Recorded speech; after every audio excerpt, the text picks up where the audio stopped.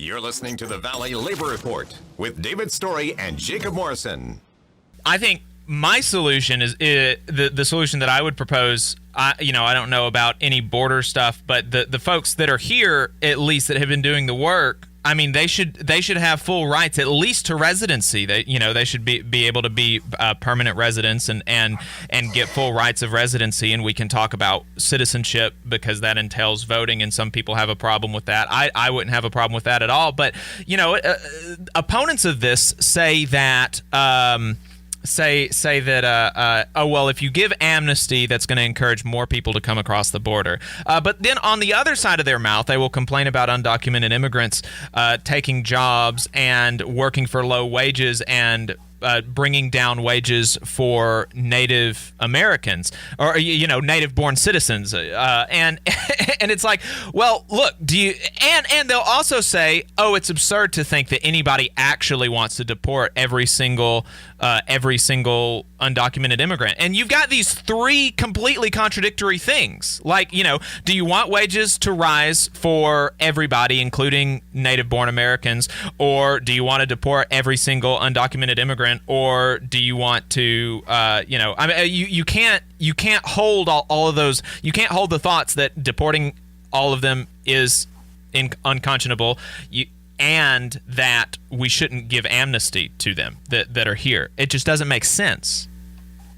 Yeah, I think you're touching on something which is really important, which is that. The reason why immigration is so complicated and we're constantly searching for sort of like simple, memeified understandings of what's going on, like the senators going down to the border, for example, is because it's not just immigration. It's also labor issues. Labor is such a huge part of it. It's also like international global politics, right? Like coups that we did 60 years ago, echoing through time to the present day. Or that we did in 2009. Right. Right. I'm talking about older coups, but there's also newer coups. Or the one that we tried in 2019. I mean, there's a lot. Right. And so it's not so simple as, we want to find the silver bullet or one easy way to tie things up, and it's just not possible. I'm looking at the Farm Workforce Modernization Act, for example, or the solutions that we see from the right or from the growers. And nowhere does it ever suggest, I mean, they admit we have an issue with labor. We can't seem to find people who live here to work these jobs. And nowhere is anyone saying, like, what if we had a $15 minimum wage in agriculture? Or what if we had insurance benefits for agriculture? Like, nobody's trying to use actual free market principles to incentivize people to take those jobs. And that's a major failure, I think. One of the things about the Farm Worker Modernization Act that you pointed out was that the fact sheet it tried to assuage the concerns of growers that it would raise wages for farm workers. Like, it said, the myth was, oh, will this raise wages for my employees? And the answer was like, oh, no, don't worry about that. We're not going to do that. This is not going to do that at all. Don't worry. Right. We found this FAQ, myths and fact sheet, but it was put out by, I don't even remember the name of the group. It was some sort of grower conglomerate, Produce Fresh or something like this. And it's funny because if you find a fact sheet that's put out by, a more pro-immigrant group, it's going to highlight the things that are good for the workers.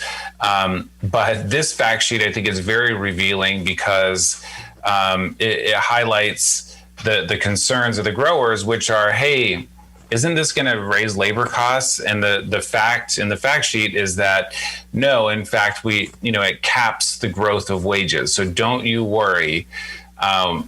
Wages are not going up. Other frequently myths are, isn't this going to be easier for them to sue us? Doesn't it create new actionable rights for the workers? And the fact says, no, don't worry. They have no new rights. And then one of them that's really interesting is from this fact sheet. And we should just back up and say this is the Farm Workforce Modernization Act, which has passed the House. Right. And it does provide some limited benefits for farm workers. The benefits are problematic in my opinion, but right. Stephen, we're going to pick that up on the other side of the break. We've got about 20 seconds left. I want to let folks know that you can give us a call, 1-866-494-9866, if you've got any questions for immigration attorney Stephen Robbins. Thank you to the Alabama AFL-CIO for sponsoring today's show. We will be back one moment. Put it there, boy, and we'll show these fascists what a couple of hillbillies can do. All right, folks, welcome back to the Valley Labor Report. My name is Jacob Morrison, here with my co-host and fellow agitator, David Story. In the studio, we've got friend of the show, Adam Keller. He is an educator, labor organizer, stuff like that. He's a good guy. We like having him.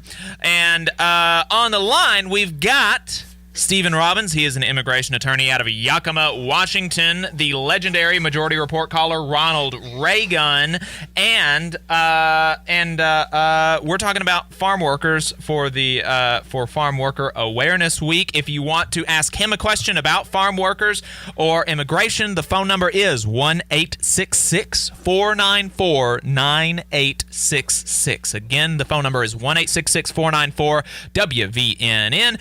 It is also up on the screen.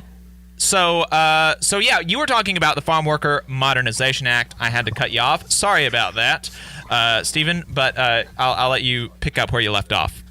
So rude. That's okay.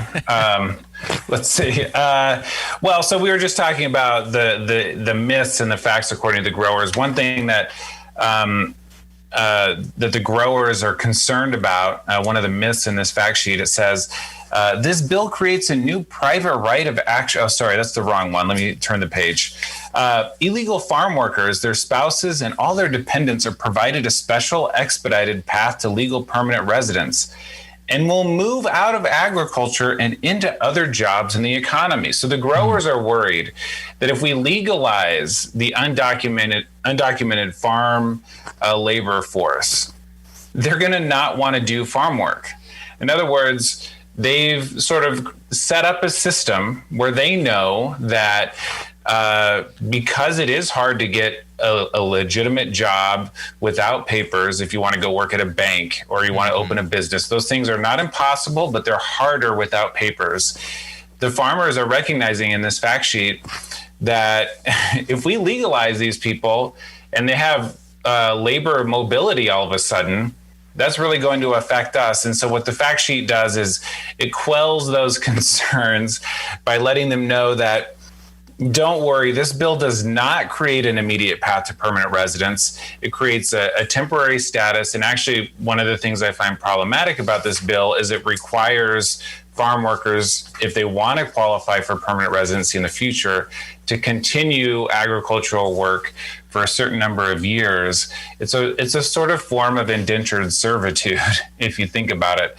And so, anyways, I think that this shows that even the solutions that we're coming up with as a country, this law that or this bill that recently passed the House, it was written by the growers and it was designed with the growers in mind.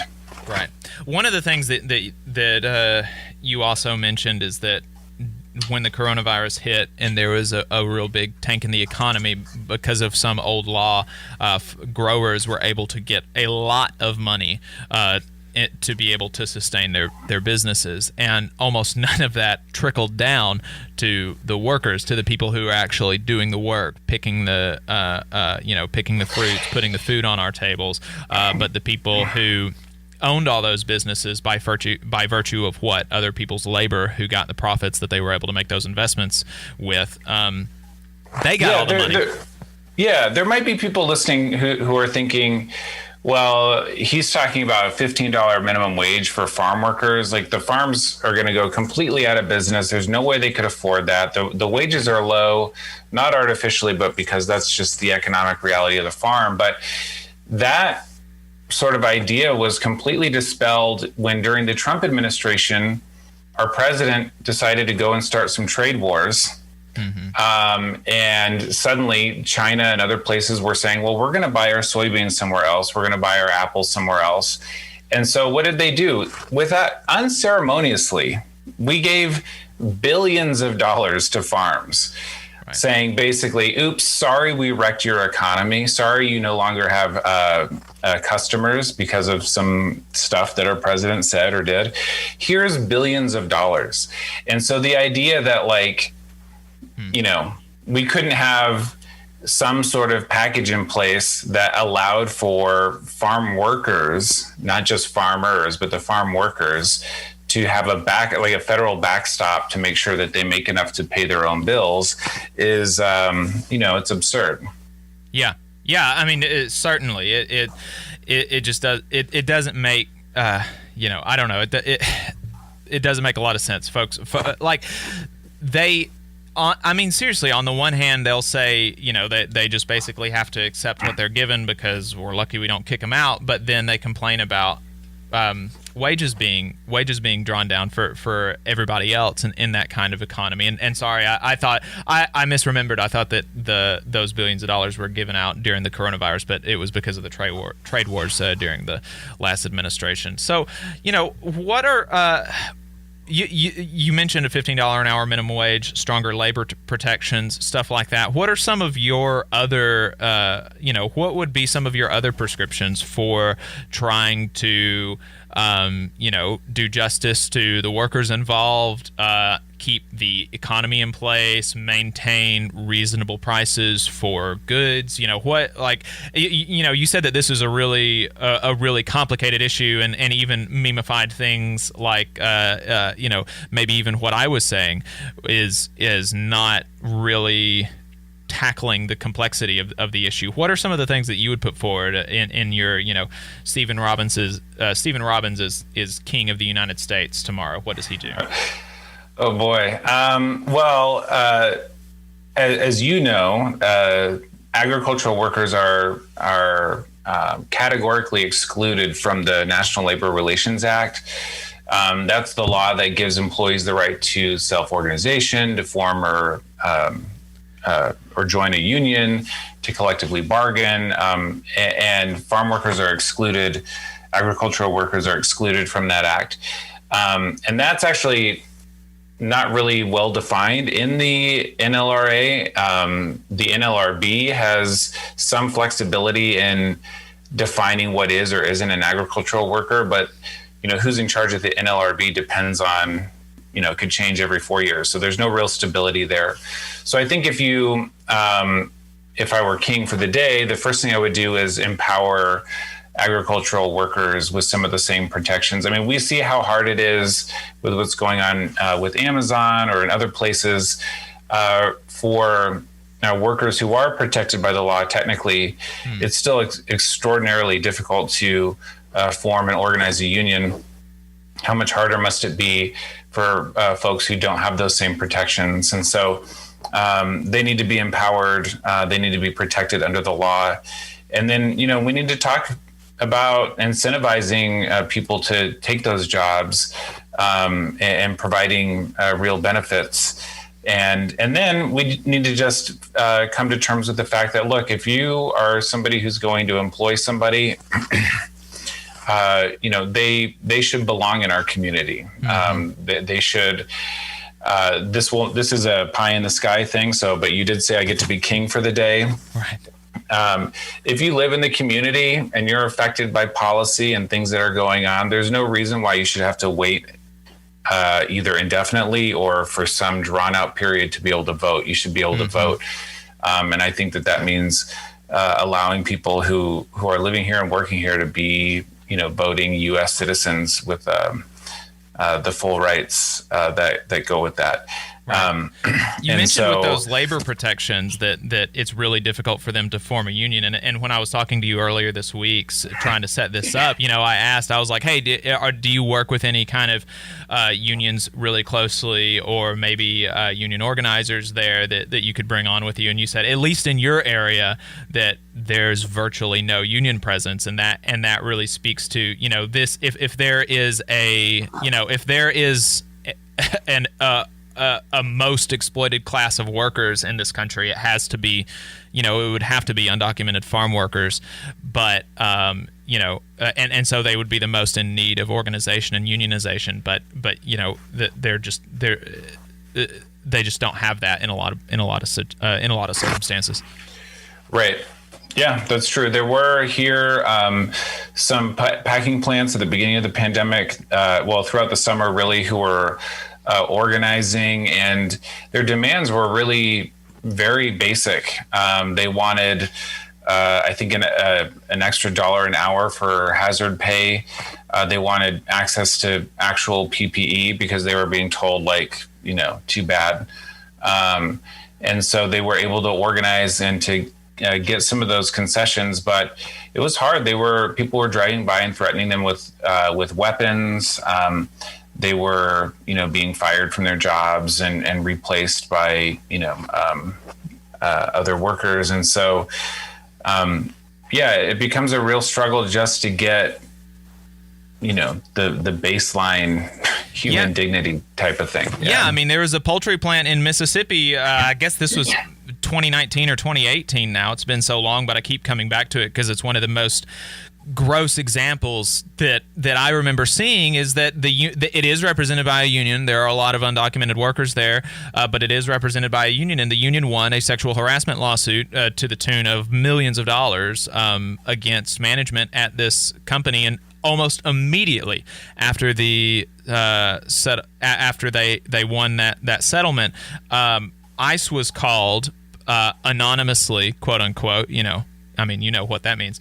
And they arrested 600 workers on site. Like, ICE just barged in to the poultry plant and ran out with 600 workers. I mean, just if folks, and so folks listening may think, well, they broke the law. That's what happens. And if you don't understand the inhumanity of that, of being ripped from your communities, from your job, while you're at work, while you're providing for your community and your family and the rest of the country, and if you don't think that has an adverse effect on citizen working conditions, which even if that's all you care about, that's gross, and you need to think about you ought to kind of think a little bit more deeply about what I'm presuming, knowing this audience, is your Christian commitments. But even if that's your only concern, if you don't think that straightforwardly attacking organizing immediately after winning, that means that there was sexual harassment that was bad enough at that plant that they were willing to fork over millions. I think it was $3 million. That's some bad sexual harassment. If you don't think that attacking organizers and deporting them has an adverse effect on citizen wages and citizen working conditions, you need a reality check. You need to get out of your of the nonsense kind of nativist propaganda that you've been listening to.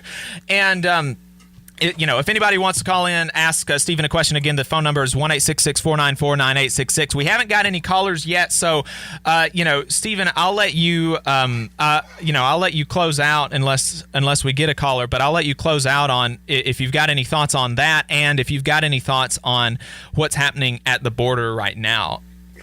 Yeah, well, you bring up a good point. I think it is important for people to realize the whole distinction, documented, undocumented, immigrant versus citizen. These are divisions being driven by moneyed interests, right? So if you're sitting in your car listening to this going, yeah, but they're undocumented and this and that, you should listen to Jacob. It's true that if we got a $15 minimum wage for agricultural workers, that's actually good for you too. That means, first of all, people in your community who work those jobs have more money to spend at other local businesses, and that gets more money into the community.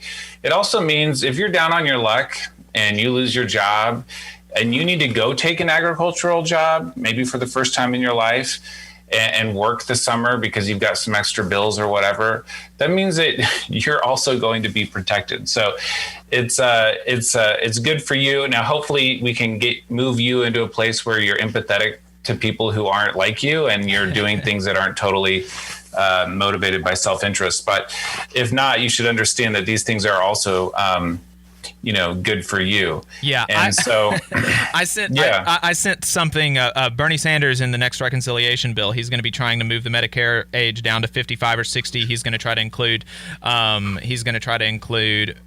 dental and vision and things like that. So I sent that to a relative of mine who is 60 years old now. I said, Bernie's trying to help you out. And he was like, it's going to be on your back, not mine. And, I just said yeah, you know what? If that's the case and I have to pay a couple dollars more in taxes so that old people can hear, I don't know, call me crazy, but I'm fine with that.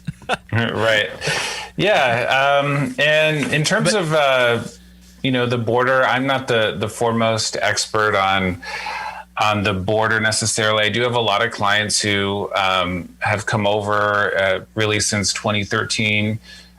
Seeking asylum. They were allowed in. They go to their hearings. They overwhelmingly go to their hearings. It's something like 98% of the time. Mm-hmm. And what I want people to understand is in your community right now, there's tons of these people who came seeking asylum and they're just working, they're living, they don't affect you at all. You don't notice them.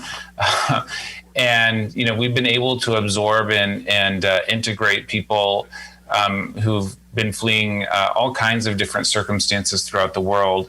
And it's not just the right thing to do on a humanitarian level, but it's also our legal obligation. We do have legal obligations to, treat people a certain way and to offer them certain procedures if they're fleeing their countries. So.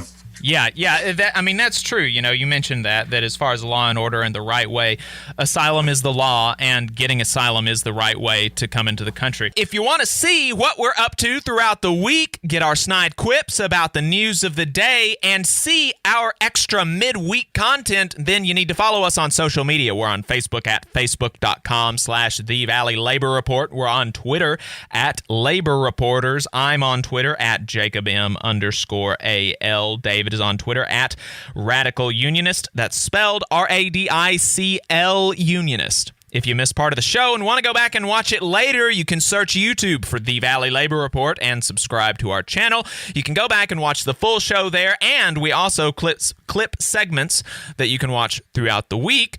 We also upload the program on more than 11 different podcasting apps. So to see if we are on your listening platform of choice, go to thevalleylaborreport.transistor.fm/subscribe. We've got a website where you can buy our awesome union-made hats at thevalleylaborreport.org. And finally, if you appreciate our work and want to help us stay on the air, then consider throwing us a couple dollars a month on patreon.com/thevalleylaborreport.